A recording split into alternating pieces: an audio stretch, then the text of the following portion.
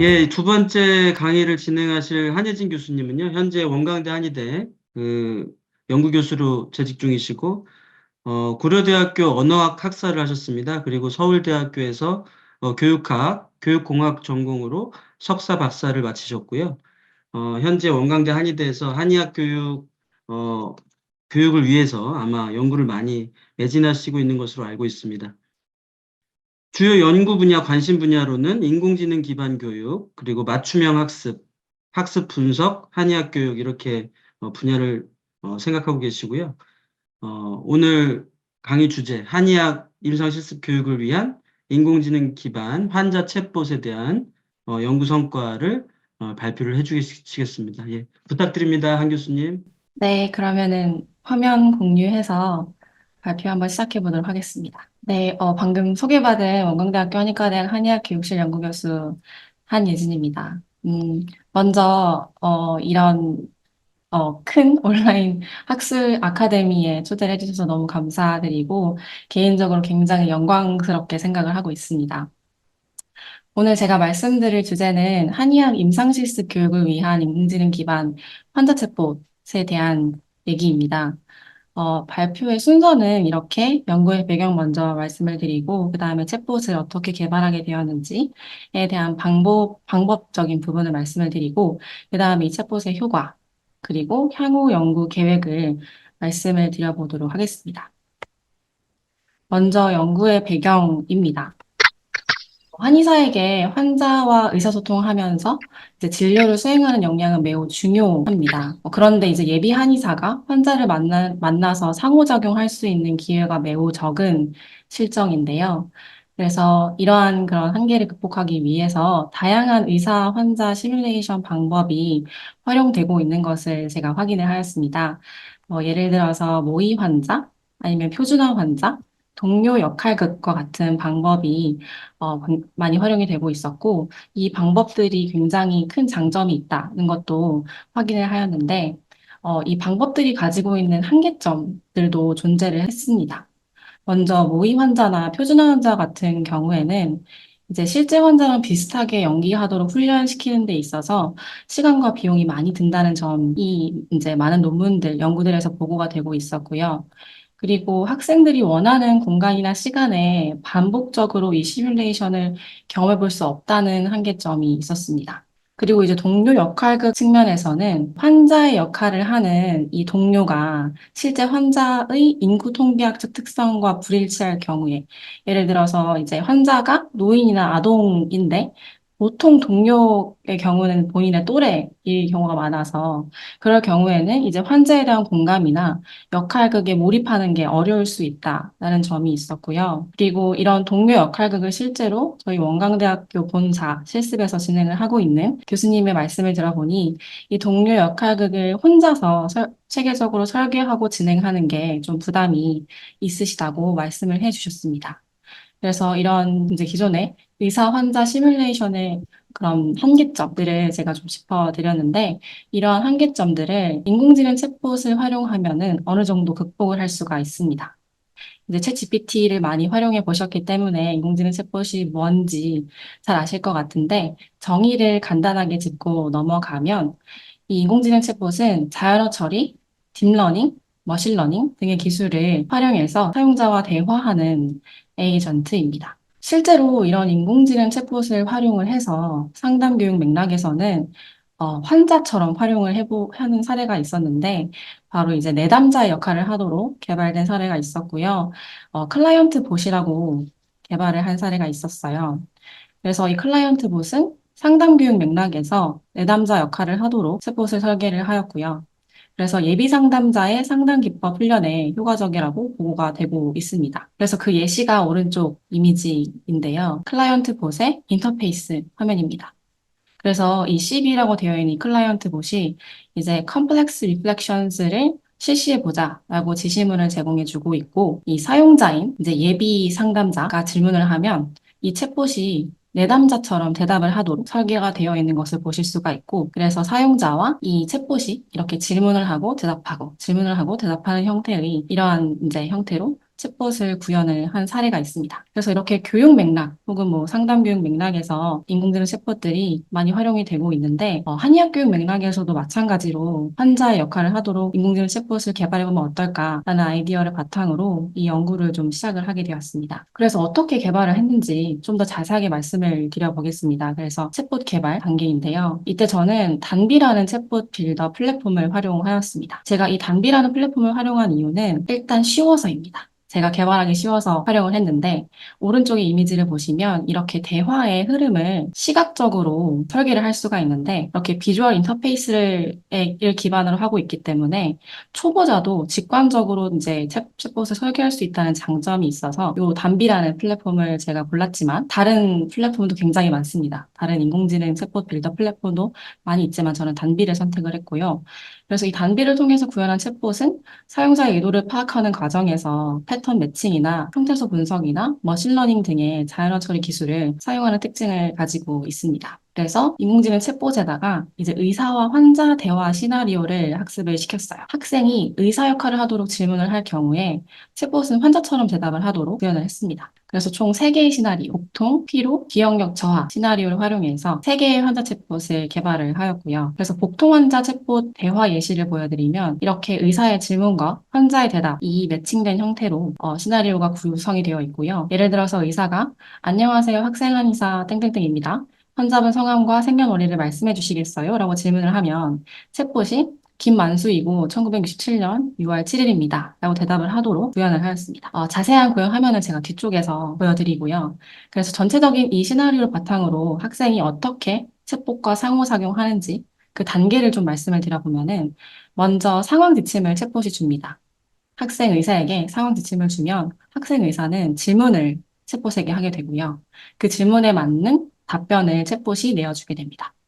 그리고 만약에 학생 의사가 진단이나 뭐 검진, 자료 같은 것들을 요청하게 되면 그와 맞는 자료를 또 챗봇이 내어주게 되고요.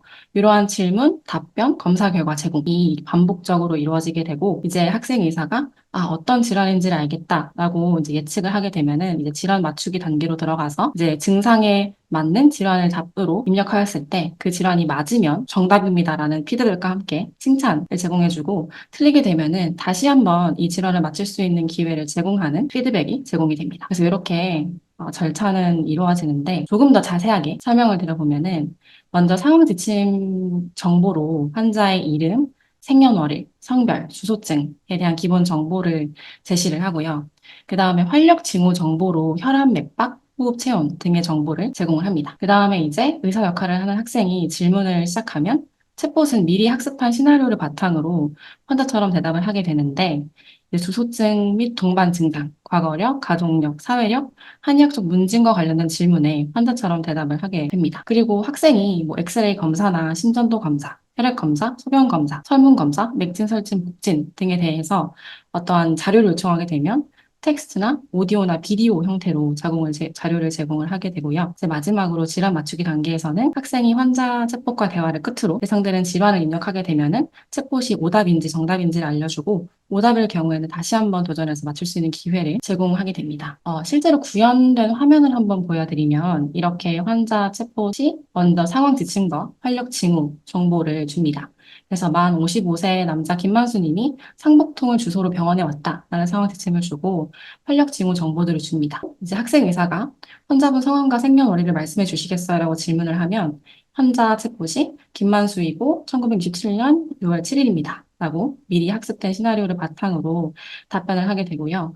이런 식으로 질문과 답변이 이루어지게 되고, 이제 예를 들어 뭐 복부를 청진해 보겠습니다. 라고 하면은 복부 청진 음을 이런 식으로 오디오 형태로 제공해 주기도 하고, 아니면 맥을 짚어 보겠습니다. 혀를 한번 내밀어 보세요. 혈액 검사 결과 보겠습니다. 와 같은 질문에 대해서 그에 맞는 답변을 내어주게 되어 있습니다. 그리고 뭐 복부 엑스레이 결과 보겠습니다. 라고 했을 때 이 엑스레이 사진을 제공해 주고 있고요. 그리고 심전도 검사 결과 보겠습니다. 라고 하면은 이제 이 검사 결과를 제공해 줍니다. 그래서 이런 식으로 복통 환자 챗봇은 이런 상호작용 화면을 보여드릴 수가 있겠고요. 그리고 뭐 피로 환자 같은 경우는 피로 검사 결과를 보겠습니다. 라고 하면은 피로 검사 관련된 설문들을 어떻게 체크했는지에 대한 이런 검사 결과를 또 보여주게 되고, 그리고 기억력 저하 환자 같은 경우에는 이런 뭐 종이에 원을 그리고 시계를 그려볼까요? 라고 하는 이런 질문에 이런 인지 기능을 검사하는 그런 검사하는 질문에 그 수행 결과를 또 이런 식으로 제시를 해줄 수가 있습니다. 이제 마지막으로 질환 맞추기 단계로 넘어가면은 이제 학생 의사가 질환 맞추기를 입력하게 되고 여기에 이제 예상되는 환자의 질환을 아래 링크에서 찾아서 입력해 주세요 라고 나옵니다. 원래는 그냥 환자의 질환을 입력해 주세요라고 제가 이제 설계를 했는데 앞서 발표해 주신 조은별 박사님께서 이렇게 표준 질병 사인 분류 링크를 활용해서 학습자가 직접 질환을 입력하도록 하는 게 더 좋을 것 같다라는 아이디어를 주셔서 이렇게 반영을 해 보았고요. 그래서 만약에 이제 여기 이 링크는 이런 사이트인데요. 여기서 학생이 그 예측이 되는 질환을 찾고 관련된 그 질환을 본인이 이제 이 질환일 것 같다라고 했었을 때 이제 그 질환을 입력하게 되면 그 질환이 오답일 경우에는 다시 도전해 볼까요? 하면서 다시 입력해 주세요라고 나오고 정답인 질환을 입력하게 되면은 정답입니다. 잘했어요. 라는 피드백이 제시가 됩니다. 그래서 요거를 한번 실제로 어떻게 구현이 되는지 보여드리면 좋을 것 같아서 한번 보여드려 보겠습니다.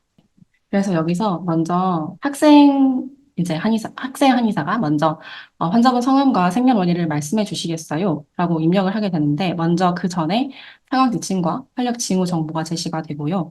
이렇게 질문을 입력하게 되면 네, 김만수이고 1967년 6월 7일 생이다 라고 말을 하게 되고요. 그 뒤에 이어서 뭐 오늘 어디가 불편해서 오셨는지 라는 질문을 한번 넣어보겠습니다. 그래서 소화불량과 명치부근이 답답하고 상복통이 있어서 왔어요. 라고 답변을 하게 되고, 뭐 언제부터 그런 증상이 나타나셨는지 한번 물어보면, 어제 저녁을 먹고 20, 30분 뒤부터 조금 아팠다. 라고 답변을 합니다. 그리고 복부 청진을 해보겠다는 질문을 하게 되면, 여기에서 이제 이런 오디오 자료가 제시가 되는데, 소리를 좀 크게 해서 들려드려보면은,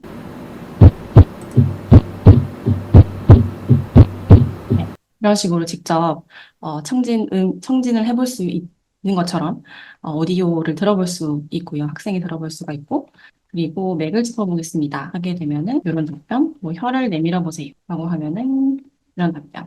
그리고 혈액 검사 결과 보겠습니다. 하면은 혈액 검사 결과가 나오게 되고요. 그리고 복부 엑스레이 결과를 보겠습니다. 라고 하면은 엑스레이 사진이 나오게 되고 심전도 검사 결과를 보겠습니다. 라고 하면은 이런 결과 그리고 마지막에 질환 맞추기로 이제 단계로 접어들게 되면은 이런 식으로 이 사이트에 직접 들어가서 어떤 질환인지를 보고 해당 질환명을 입력하면 만약에 오답인 질환명을 입력하게 되면은 오답이다. 다시 도전해보자라고 나오고 정답인 질환을 입력하게 되면은 정답이다. 잘했다라는 피드백을 제공해주게 됩니다.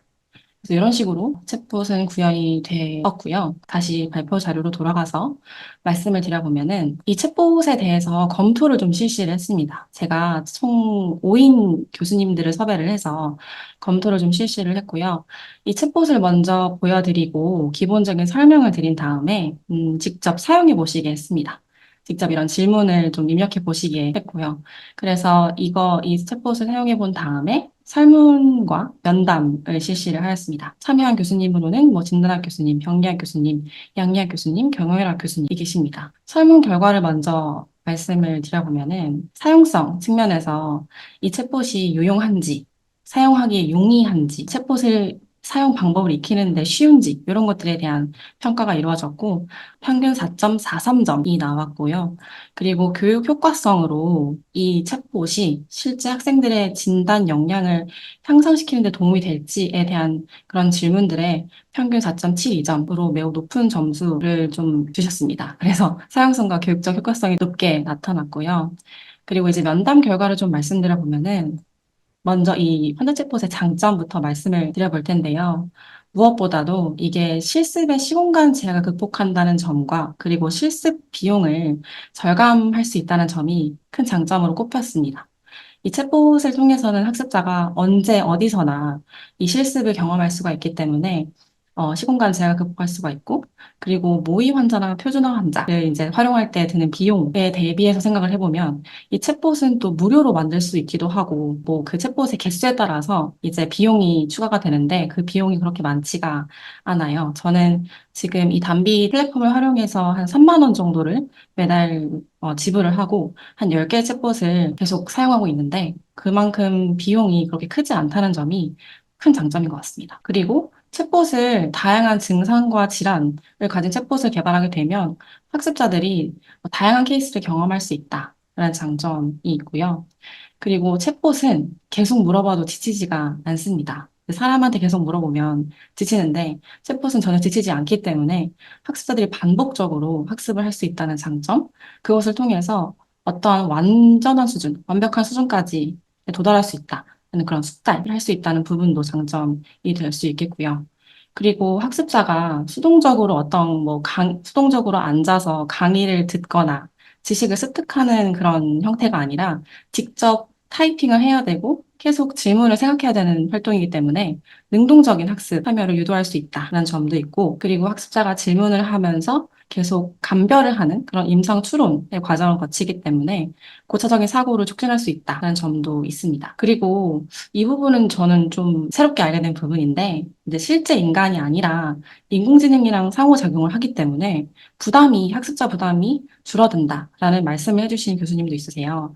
이게 실제로 동료 역학을 하게 되면 본인과 다른 성을 가진 학습자가 환자 역할을 하게 될 경우에 민감한 질문들, 그러니까 성에 관련된 민감한 질문들을 해야 하는 경우가 생기는데, 그러한 측면에서 동료 학습자가 결국 같이 지내는 친구이기 때문에 그런 친구한테 그런 질문을 하는 게 좀 부담이 된다라는 그런 학습자 의견이 있었대요. 근데 이제 실제 인간이 아니라 인공지능이랑 상호작용을 하는 거기 때문에 그러한 측면에서 부담이 좀 덜하게 될 수 있다라는 장점을 말씀해 주신 분도 있었고, 그리고 앞서 동료 역할극이 좀 설계하고 진행하고 관리하기 좀 어렵고 또 부담이 있다, 교수의 부담이 있다고 말씀을 드렸는데, 이 챗봇 같은 경우는 실제로 교수자가 원하는 어떤 흐름, 구조에 맞춰서 학습 활동을 설계할 수가 있고 대화를 설계할 수 있기 때문에 그런 측면에서 이제 어떤 이제 이제 예측할 수 없는 변수들을 통제할 수 있다라는 점에서 이 교수자의 부담이 경감될 수 있다라는 장점도 꼽혔습니다. 그리고 뭐 버추얼 리얼리티 기술을 통해서 확장 가능성도 높다라는 이야기를 해주신 분도 있었고요. 근데 반면에 그 단점이랑 개선점도 있었는데요. 먼저 이 챗봇과의 상호작용이 어떤 문제를 주고 답을 맞추는 활동이기 때문에 이 문제인 증상과 답인 질환, 이 매칭이 된 진단 스키마 구축이 필요하다는 의견도 있었고, 그리고 실제 대화, 실제 발화를 모아야 된다라고 말씀해 주신 분도 있었어요.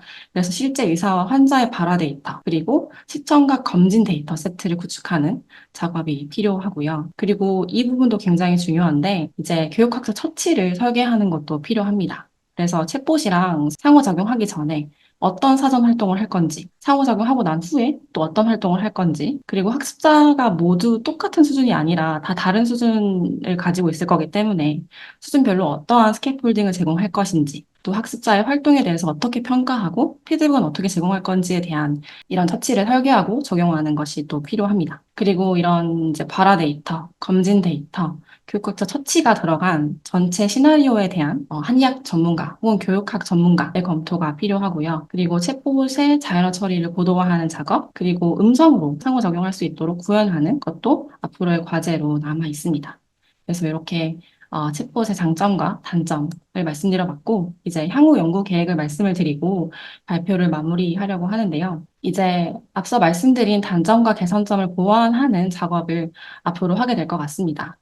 그래서 교육학적 처치가 반영된 다양한 환자 케이스를 구축하는 그런 작업을 할 예정이고, 그리고 자연어 처리를 고도화하고 원활한 음성 기반의 대화를 구현할 수 있도록 할 예정인데, 최근에 그 GPT-4.5가 출시가 되면서 제가 한번 활용해 봤더니, 예전에 GPT랑은 다르게 정말 실제 사람이랑 대화하는 속도로 답변을 내어주더라고요. 그래서 원래는 한 2에서 5초 정도 답변 시간이 걸렸다면은 최근에는 0.3초 만에 답변을 내어주는데 실제 인간과의 의사소통 속도가 그 정도라고 합니다. 그래서 ChatGPT-4.5를 활용해서 이 원활한 음성 대화를 구현할 수 있지 않을까라는 생각을 또 하고 있고요. 그리고 두 번째 이제 연구 계획으로는 좀 이 챗봇의 효과를 과학적이고 체계적으로 검증을 좀 해보려고 하는데 이 사용성 평가의 측면에서 더 나아가서 교육 효과성 평가를 좀 진행을 하려고 합니다. 그래서 학습자의 인지적인 측면, 정의적인 측면, 행동적인 측면, 생리심리적인 측면에서 어떤 변화가 있는지를 좀 확인을 해보려고 하고 있고요. 그래서 인지적인 측면이라고 한다면은 지식이 향상이 되었는지, 그리고 정의적인 측면에서는 태도가 향상이 되었는지, 행동적인 측면에서는 스킬이 향상되었는지, 그리고 생리심리적인 반응이 향상이 되었는지에 대한 변화를 확인한다는 것인데, 이제 이 생리심리적인 반응이라고 한다는 것은 제가 생각하기에 이제 초보 한의사나 예비 한의사 같은 경우는 환자를 실제로 마주할 때 그 초기에 굉장히 어떤 불안이나 걱정이나 스트레스가 있을 수가 있을 것 같아요. 근데 이런 챗봇이랑 이제 빈번하게 상호작용을 하다 보면 그러한 불안이나 걱정들이 좀 줄어들 수 있다고 생각을 하는데 그러한 그 생리심리적인 반응을 뭐 손목 밴드, 뭐 애플워치와 같은 그런 기기를 활용해서 심박 변이도를 통해서 측정을 할 수가 있기 때문에 그러한 이 챗봇의 그런 효과가 그런 식으로도 날 수 있는지에 대한 실험을 또 한번 진행을 해볼 수가 있을 것 같습니다. 그래서 네, 효과 검증에 대한 연구 계획도 가지고 있고 마지막으로는 그래서 이 챗봇을 활용해서 어떻게 교육을 할 수 있을지에 대한 모델을 개발하는 일이 있습니다. 그래서 챗봇을 활용한 교육 모형, 어떠한 절차로 교육을 해야 하는지, 그리고 그 절차에 따라서 교수자는 어떤 역할을 해야 되고 학자는 어떻게 학습을 해야 되는지에 대한 가이드라인들을 개발할 계획이고요. 실제로 올해 2학기 본사 임상수기 실습 과목에 이 챗봇을 적용해서 평가 도구로도 활용할 계획을 가지고 있습니다. 그래서 전반적으로 이 챗봇을 이제 개발하게 된 연구의 배경, 그리고 개발한 방법, 그리고 챗봇의 효과, 그리고 앞으로의 향후 계획을 말씀을 드렸는데, 제 발표가 끝나고 질문을 주셔도 좋고, 아니면 제가 여기, 제시해드린 제 연락처로 연락을 주셔도 좋을 것 같습니다. 그래서 발표는 여기까지 하도록 하겠습니다. 감사합니다.